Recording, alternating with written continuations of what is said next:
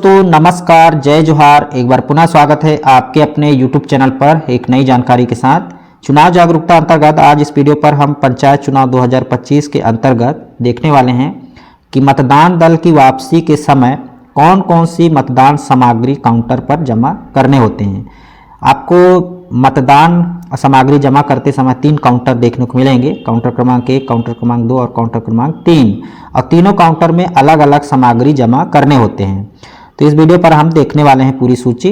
बने रहे वीडियो के अंत तक। यदि आपकी ड्यूटी पंचायत चुनाव में लगी हुई है तो यह वीडियो आपके लिए काफ़ी हेल्पफुल होने वाली है। आइए देखते हैं। तो दोस्तों, माना कि अब आप मतदान दल की वापसी हो रही है और आप मुख्यालय पर पहुंच चुके हैं जहां पर मतदान सामग्री जमा करनी है। तो वहां पर आपको 3 काउंटर देखने को मिलेंगे और बारी बारी से हम देखेंगे काउंटर क्रमांक 1, काउंटर क्रमांक 2 और काउंटर क्रमांक 3 पर कौन कौन सी सामग्री जमा होंगे। तो आपके पास 2 स्थिति बन सकती है। पहली स्थिति ये है कि यदि मतगणना कार्य मतदान केंद्र पर कर लिया गया हो। दूसरी स्थिति ये है कि यदि आप मतगणना का कार्य मतदान केंद्र पर ना किया गया हो। तो ये बहुत ही कम स्थिति देखने को मिल सकती है, फिर भी हम इस वीडियो पर समझेंगे कि यदि मतगणना कार्य मतदान केंद्र पर ना किया गया हो तो कौन कौन सी सामग्री जमा की जाएगी। ठीक है, तो यदि आप मतगणना कार्य मतदान केंद्र पर कर लिए गए हैं तो काउंटर क्रमांक 1 में कौन कौन सी सामग्री जमा होगी। तो पहला सामग्री है मतगणना के परिणाम पत्र, जिसमें सभी के अलग अलग होंगे। जैसे कि आपके मतदान केंद्र से संबंध वार्डों में से प्रत्येक के लिए पंच के निर्वाचन से संबंधित गणना परिणाम पत्र का लिफाफा। तो जितने भी वार्ड रहेंगे, 8 वार्ड, 9 वार्ड, 10 वार्ड या 15 वार्ड, तो सबके लिए अलग अलग जो गणना परिणाम तैयार किए गए हैं तो वो गणना परिणाम आपको जमा करने होंगे। इसके बाद है सरपंच के निर्वाचन संबंधित गणना परिणाम पत्र का लिफाफा, जनपद पंचायत सदस्य के निर्वाचन संबंधित गणना परिणाम पत्र का लिफाफा, और चौथा है जिला पंचायत सदस्य के निर्वाचन संबंधित गणना परिणाम पत्र का लिफाफा। तो ये पहला हो गया मतगणना के परिणाम पत्र, जिसमें 4 प्रकार के गणना परिणाम पत्र का लिफाफा होगा। दूसरा है मत पत्र लेखा के लिफाफे, जिसमें सभी के अलग अलग होंगे। जैसे देखिए यहाँ पर पंच, सरपंच, जनपद सदस्य तथा जिला सदस्य के लिए अलग अलग। ठीक है, तो दूसरा है मत पत्र लेखा के लिफाफे। तीसरा है पीठासीन अधिकारी की डायरी का लिफाफा। ठीक, तो इस प्रकार से ये काउंटर क्रमांक 1 में 3 महत्वपूर्ण लिफाफे जमा होंगे। पहला है मतगणना के परिणाम पत्र, सभी के अलग अलग वार्ड और पंच सरपंच सभी का। इसके बाद है मत पत्र लेखा के लिफाफे, और तीसरा है पीठासीन अधिकारी की डायरी का लिफाफा। ठीक है, तो ये 3 प्रपत्र काउंटर क्रमांक 1 में जमा होंगे।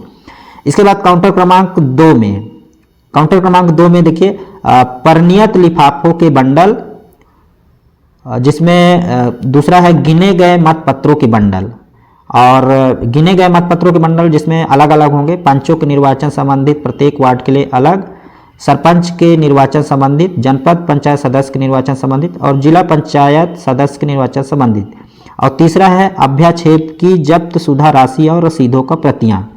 तो इस प्रकार से ये काउंटर क्रमांक 2 में जमा होंगे। तो पहला है परिनियत लिफाफों के बंडल, दूसरा है गिने गए मतपत्रों के बंडल, जिसमें पंच, सरपंच, जनपद और जिला सभी के अलग अलग, और तीसरा है अभ्याक्षेप की जब्त सुधा राशि और रसीदों की प्रतियां। ठीक है, तो ये काउंटर क्रमांक 2 में जमा होंगे।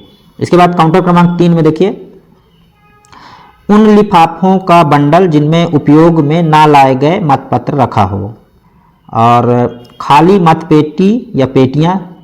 तीसरा है धातु की सील, रबर की मोहरें, अन्य बची हुई सामग्री। तो जितने भी सामग्री आपको मिले रहेगी और जो बच जाएगी वो सारी सामग्री काउंटर क्रमांक 3 में जमा होगी।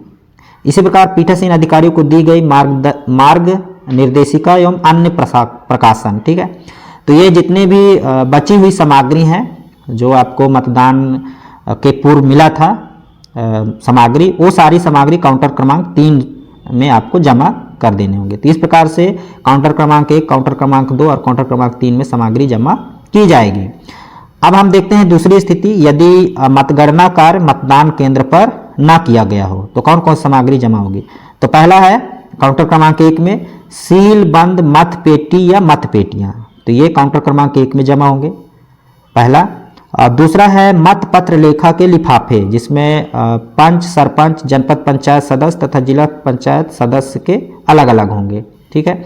और तीसरा है पीठासीन अधिकारी की डायरी का लिफाफा। तो ये 3 जो सामग्री है काउंटर क्रमांक 1 में जमा होंगे।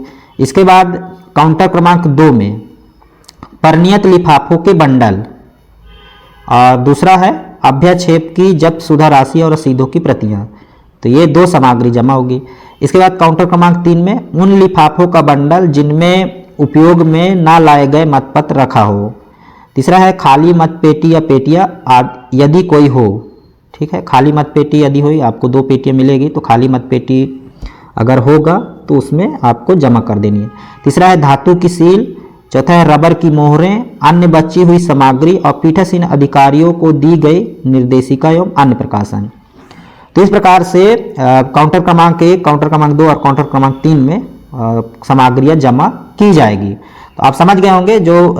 तो आपका जो भी दल है, मतदान दल के कर्मचारी हैं, अधिकारी हैं, वो काउंटर क्रमांक 1 पर जमा की जाने वाली सामग्री बहुत महत्वपूर्ण है।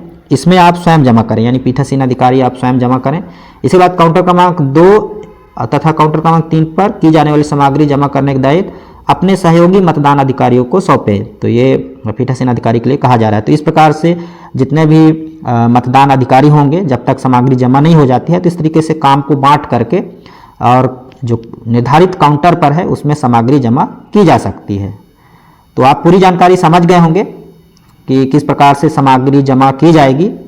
और उम्मीद करता हूँ वीडियो आपको अच्छी भी लगी होगी और जानकारी पसंद आई होगी। तो एक लाइक का बटन अवश्य दबा दीजिएगा, और फिर इसी तरह का जानकारी पाने के लिए चैनल पर हमारे साथ बने रहिए। मिलते हैं नई जानकारी के साथ, तब तक के लिए जय जोहार।